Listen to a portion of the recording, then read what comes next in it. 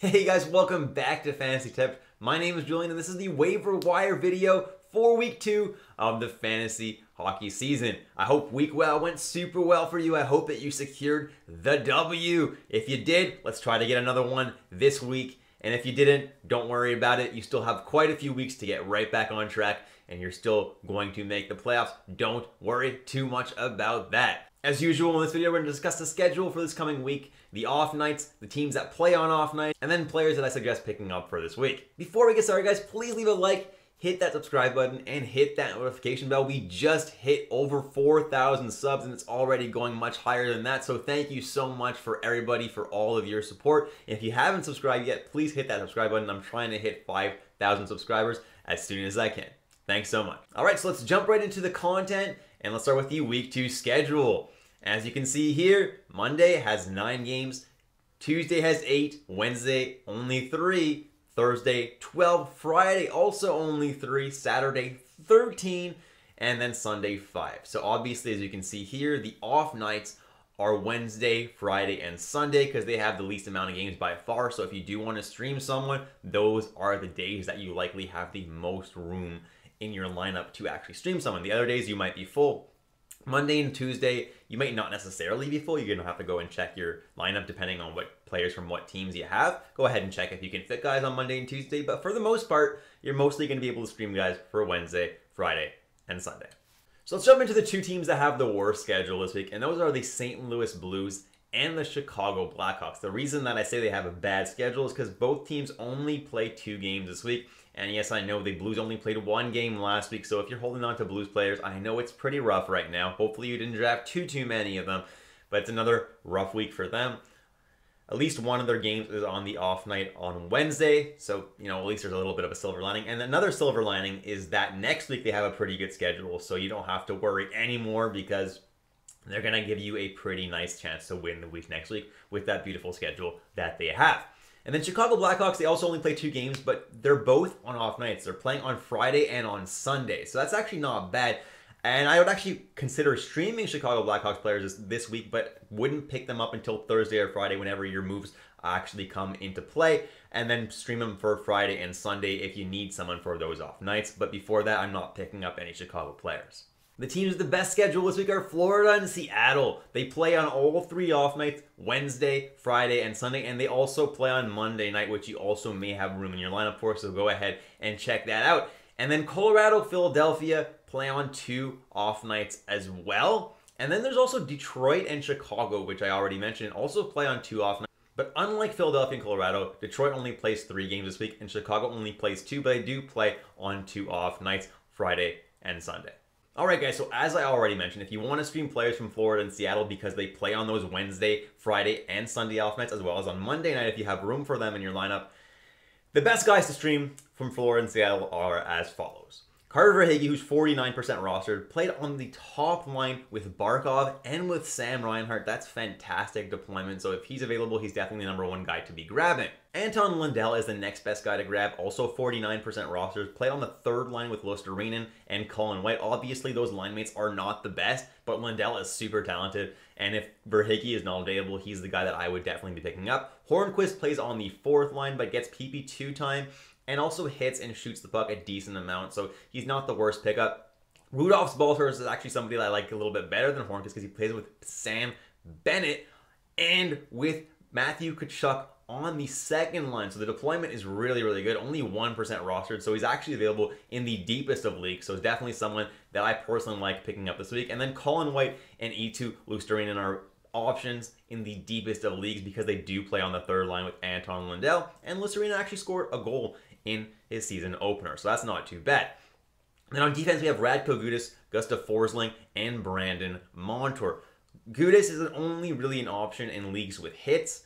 If you're in a league without hits, I really wouldn't recommend him. He's not going to do a whole lot. Maybe he'll get you a couple blocks if you have blocks, but honestly, not someone I'm picking up if you don't have hits. If you do have hits, though, he's going to hit a lot and will probably lead the league once again this year in hits, so definitely someone I'd consider. Gustav Forsling is someone who plays PP2 time and is also gets a lot of ice time in Florida, so should be able to put up a little bit of peripherals. I'm not too high on Gustav Forsling, but for this week, definitely someone that I would consider. And Brandon Montour looks like he's actually getting top power play time in Florida, which is absolutely fantastic with Ekblad, Tkachuk, Barkov. It's a pretty good power play one, so Brandon Montour is definitely someone that I would strongly consider streaming this week. Now, on the Seattle Kraken side, we have Matty Beniers, 47% rostered in over 2 games. He's got 3 points. Looked absolutely fantastic, guys. Beniers is everything we hope and dream that he could be, and he's going to have himself an amazing season this year. He's not just a guy to add for this week. He's the guy to keep for the whole season. Then Andre Burakovsky and Jared McCann are the 2 guys playing on his line with Beniers, so that's very good deployment. Then Bjorkstrand plays on the second line with Alexander Wenberg and Jaden Schwartz, who are also listed at the bottom there. And then we have Yanni Gourde, Brandon Tanev, and Jordan Eberle, who play on the third line together. And all these guys get power play time except for Gourde and Tanev, so all of these guys are definitely viable. The guys at the bottom, Wenberg, Schwartz, and Eberle, aren't my favorite options, although Schwartz hasn't looked too bad so far, so he may be the guy who I would choose out of that bunch. But honestly, guys, if you need somebody, I would definitely consider streaming even the 1% guys here, because they do obviously have chances to get points every single night. And then Vince Dunn and Justin Schultz on defense. Vince Dunn is someone who I'm not super high on, but is still getting about half the power play time in Seattle and isn't looking too bad. And then Justin Schultz has been someone who's been absolutely fantastic. He's been getting the bulk of the power play time like I predicted in my late round steals video. And Schultz has looked pretty good. He's gone from 1% to 4% rostered pretty quickly. And I expect that to jump even more if Seattle's power play continues to be as good as it is. He's definitely someone worth streaming. And then Philip Grubauer. If you need a goalie for the 4 nights, Grubauer still is the starter in Seattle. I know Martin Jones played a lot better than him in his debut, but for now, I'm still giving the starting job to Philip Grubauer for sure. Let's jump into some forward options that you can consider for your team in general. And the first option is Artturi Lehkonen. And to think that last week when I recommended him, he was only 30% rostered. He is now 69% rostered, which is absolutely insane. Artturi Lehkonen has been playing on the top line with McKinnon and Rantanen, as well as the top power play with McKinnon, Rantanen, and Nichushkin and Makar. Yeah, he's been absolutely lighting it up. Got 4 points through 2 games. And has looked really good. Obviously, the first game he was playing in Chicago, so there's not too much competition there, and obviously he did very well. I don't expect this kind of crazy production to continue. However, even when Landeskog comes back, a lot of people I'm seeing in Yahoo chat comments and stuff like that, that when Landeskog comes back, that Lehkonen will have no value. That's absolutely not true. Last year in the playoffs, Lehkonen played with McKinnon and Rantanen the entire playoffs, and Landeskog played on the second line.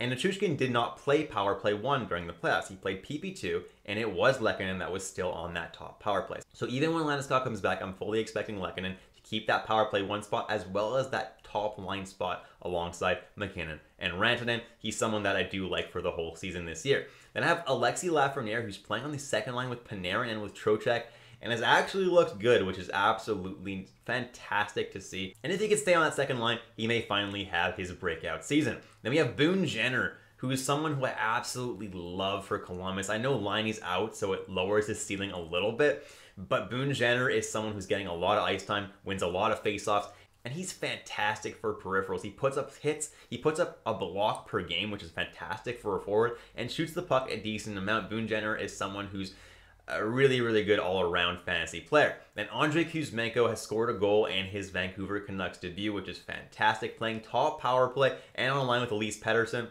I like his deployment, and I think he should be more than 39% rostered. Then I have Rickard Rakell of the Pittsburgh Penguins. And in his debut, he did not get a point, but he shot the puck 7 times. His peripherals are pretty good, so you know what? I'm going to give him a break for not scoring any points that game, but he is playing on the top line with Crosby and with Gensel.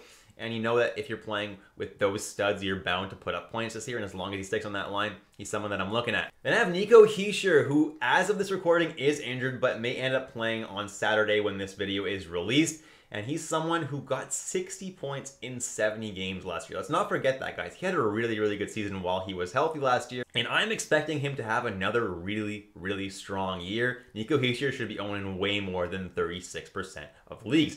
Then I have Mason McTavish of the Anaheim Ducks, guys. In his season debut, he got 2 points. Seems to be skating alongside Troy Terry now, which is absolutely fantastic. One of those points was on the power play, and I think he's one of the front runners for the Calder this year. Definitely should be more than 29% rostered. Then I have Travis Konechny of the Philadelphia Flyers playing on the right wing. And although the Flyers do suck, they do have a couple of off nights this week, and he's playing on the top line with Kevin Hayes, and he is their best player, guys. So he scored a goal in their season debut, and I think he's going to be the guy, for the most part, getting them points this season. Now, last week in my waiver wire video, I suggested a lot of players for you guys. And looking back on that video now, I had a lot of hits. There were a lot of guys that I was like, this guy could potentially break out and be huge this year.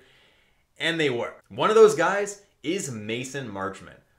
I told you guys that last year, he was almost a point per game playing on a third line in Florida. This year, he's playing on the second line with Tyler Seguin. And guess what, guys? He scored 2 goals in his season debut. That's absolutely phenomenal. He should be more than 20% rostered.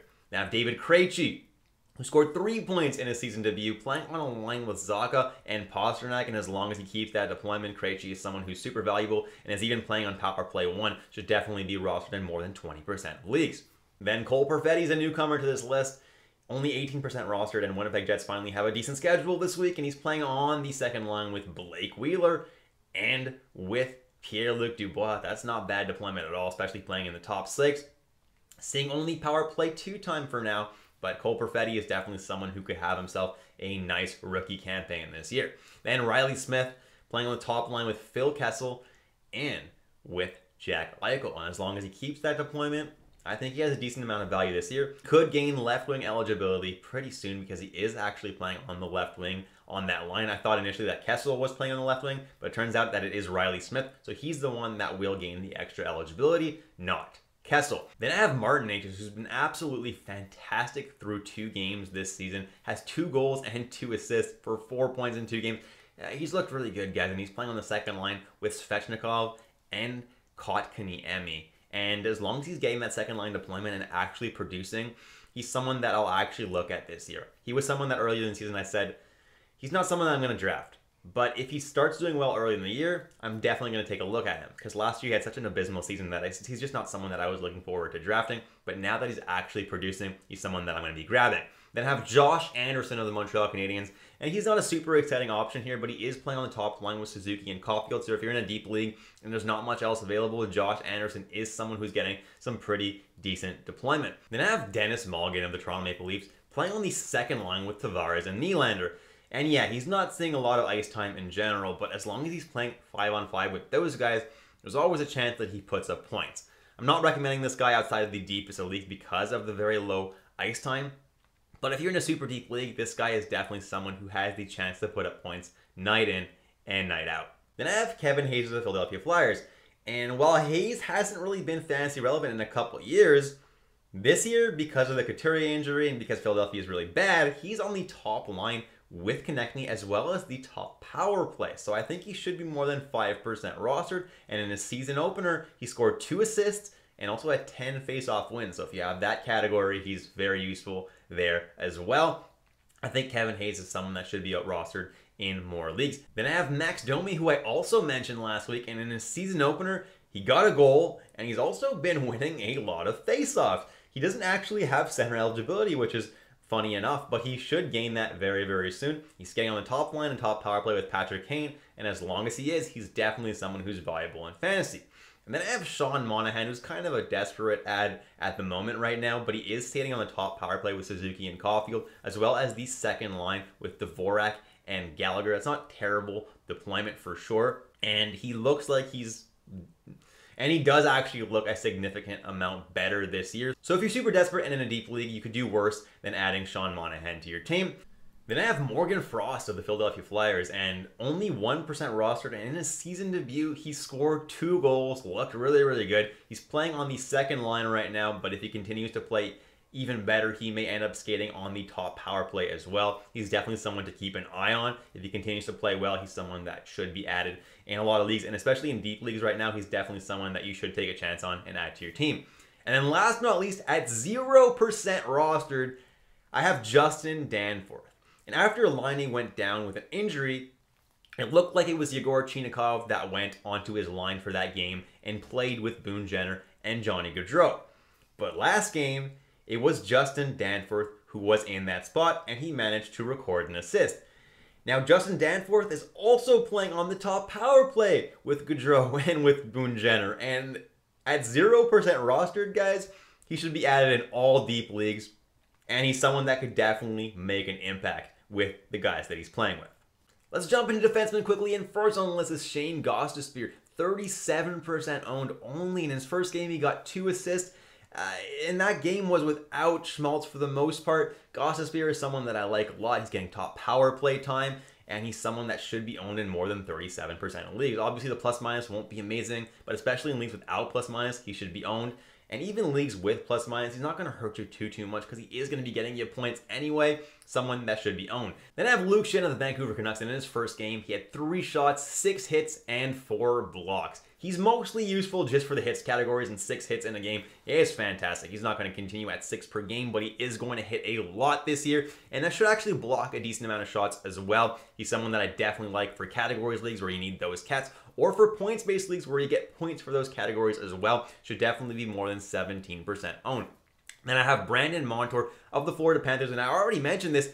He's playing on the top power play with Reinhart, with Barkov, and with Matthew Tkachuk, and as long as he's sticking there alongside Ekblad, he's someone that definitely should be owned in more than 13% of leagues because he's going to be putting up points on that top Florida power play. Then I have Mario Ferraro of the San Jose Sharks, and over 3 games so far, he's got himself a couple of points, and he's blocking a decent amount of shots. So if you're in a points-based league where they give a lot of points for a block shot, or you're in a Cats league where you need blocks, I don't mind Mario Ferraro this year. He's also got better deployment this year because he is getting on that second power play because there is no more Brent Burns. So he gets PP2 time, he gets more ice time. I think overall Ferraro is going to have himself a decent year, although his plus-minus will not be the best playing on San Jose. And then last but not least for defense is Justin Schultz. And if you guys watched my late round steals video, he was the last player that I mentioned in that video. Was being drafted in only 1% of leagues, and I was like, guys, Vince Dunn sucks. And Justin Schultz will probably actually end up getting a lot of power play time. And wow, did that come true quickly. Justin Schultz seems to be getting the majority of the power play time. And so far, he's capitalized on it, scoring a couple of power play assists. And if he continues this, he's definitely going to be the defenseman to own in Seattle and should be added in all the deep leagues right now. Should be at least 10% rostered at this point. Jumping into goalies now, and first on the list is Pavel Francouz, 58% owned. And he's someone that should be getting about half the starts for the best team in the league. Obviously, neither him or Yuryev played the best in their season debut, but they gave Yuryev the game against Chicago. So obviously, Yuryev was going to win that game. And Francouz had the much harder game, ended up losing. It was the second half of back-to-back. His team was a little bit tired. But Francouz should continue to get about half a start for Colorado and should be way more than 58% rostered because pretty much every time you put him in your lineup, he's going to get the win. Then I have John Gibson of the Anaheim Ducks, 58% rostered, and also he had a really good game against the Seattle Kraken, made almost 50 saves, which was absolutely crazy. Yeah, he may let in 4 goals, but he's going to make a lot of saves. And especially in points-based leagues, that's super valuable. I like John Gibson for fantasy this year. Next, I have Linus Ullmark of the Boston Bruins, 57% rostered, and he surprisingly got the start against Washington on Wednesday night and played incredibly well and got the win. They're giving Swayman the start against Arizona on Saturday, so it looks like, as of right now, they are favoritizing Ullmark. Now, it should still be about a 50-50 split. They're going to go back and forth between the goalie starts, but the fact that Ullmark started the game means that he was a steal in drafts, and especially if you're in a categories league, he's going to put up some solid stats, and I think he's someone that should be owned in more than 57% of leagues since he is starting half the games for a pretty solid team in the Boston Bruins. Then I have Vitek Vanacek of the New Jersey Devils. Hasn't actually played a game yet, so I don't know how to really rate him, but in the first game that Blackwood played, didn't play particularly well, so Vanacek definitely has the opportunity to take over the crease here, and he definitely can. Then I have James Reimer of the San Jose Sharks, 23% owned, and he played very, very well in both games that he played. As of right now, he's the clear starter in San Jose. We'll have to see how Kakinen does on Saturday when this video goes live, but for now, Reimer is definitely the guy that I want to be owning in San Jose. Then I have Jake Allen of the Montreal Canadiens, who's surprisingly done incredibly well this season. Now on Friday night against the Detroit Red Wings, he made 37 saves on 38 shots and still lost the game, which is absolutely crazy because it was a .976 save percentage, if I'm not mistaken, which is just absolutely nuts. But you know what? He's playing very well. In points-based leagues, he's absolutely fantastic right now because for every save he makes, you get points, and that's going to get you a lot of fantasy points. And even in categories leagues right now, he's someone that you could potentially look at if you're really desperate because he is putting up some solid save percentage and GAA numbers. So he's someone that definitely couldn't be considered if you're desperate. Then Karel Vejmelka, only a points-based league guy for me, but played very well in his season debut against Pittsburgh and should be very, very solid for your points-based league. Mackenzie Blackwood did not play very well in his season debut, but still someone that should be splitting the starts for New Jersey for now. He definitely could bounce back from that, so for now I'm going to keep including him in this list. Then I have Craig Anderson, who made 35 saves on 36 shots with a .972 save percentage in his season debut. He's 41 years old, and he's still absolutely killing it, and for now, he is the starter in Buffalo. Comrie may end up getting about half the starts because of Anderson's age, but for now, Anderson looks like the guy to own in Buffalo. And last but not least, Peter Mrazek is someone to own only in points-based leagues because he will get shot on a lot, but I'm not super crazy about him because he's not particularly good and didn't look all that good in the season opener. Obviously, that was against Colorado, so let's give him a little bit of slack. We'll have to see how he looks against teams that are less deadly. And that's it, guys. Thank you so much for watching all the way through. Please leave a like, hit that subscribe button, hit that notification bell, and if you do want to take your sport to the next level, the link to my Patreon is in the description below. Thanks so much, guys, and I'll catch you in the next episode of Fantasy Tipped.